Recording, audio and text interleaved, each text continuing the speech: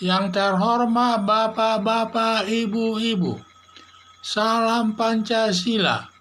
Bapak-bapak, ibu-ibu yang melihat video saya ini, tolong jangan lupa subscribe, like, dan di-share. Sifatnya gratis. Saya akan mengomentari kata Rizik Syihab kalau sidang online atau virtual harus seizin terdakwa. Rizik Syihab dalam penentuan sidang online atau virtual harus seizin Rizik Syihab sebagai terdakwa. Itu menurut pendapat Rizik Syihab. Karena dia merasa karena dia sebagai terdakwa yang disidangkan, ya harus dianya yang menentukan sidang itu. Apakah virtual atau tidak, tergantung kehendaknya. Pernyataan Rizik Syihab tidak benar. Dalam menentukan sidang online atau virtual atau sidang online, itu semua kewenangan hakim, tidak perlu minta pendapat terdakwa. Karena satu, dalam kondisi normal sidang harus offline atau langsung dia terdakwa sidang itu di pengadilan sesuai dengan ketentuan KUHP. Jadi dia harus langsung hadir di muka persidangan tersebut. Kalau itu kondisi normal, kalau kondisi baik lah ya.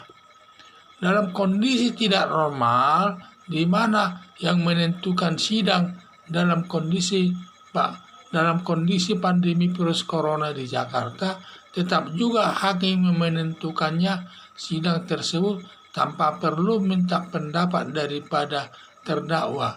Karena dasar hakim berlandaskan surat edaran Mahkamah Agung dan bisa sidang online atau virtual dan offline tergantung kondisinya dan hakim melihat situasi di daerahnya.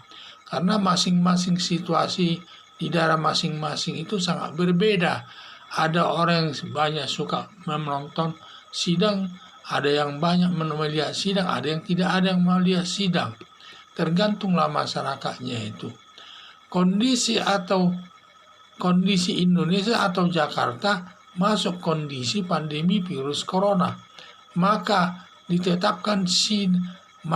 Rizik Syihab ini ditetapkan sidang online atau virtual yang bertujuan menghindari tumpukan manusia menyaksikan persidangan Rizik Syihab. Karena Rizik Syihab ini ulama besar ini yang banyak pendukungnya mantan Laskar Forum Pembela Islam, sangat banyak pendukungnya.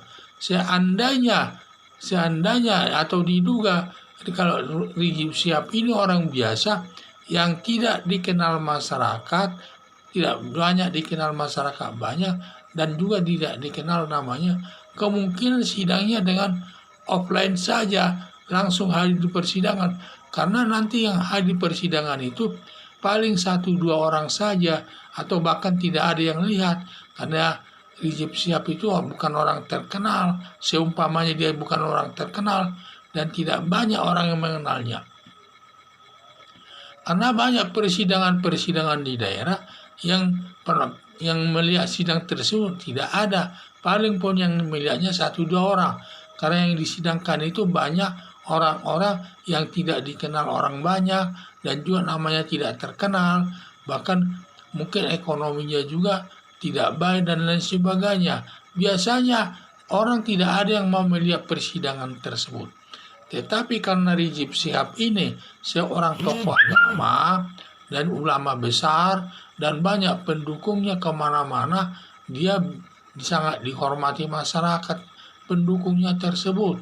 Sehingga kalau apapun tindakannya langsung banyak yang melihatnya. Maka dalam sidangnya tersebut, setiap dia Rizik Syihab ini sidang, banyak yang menyaksikannya, melihatnya.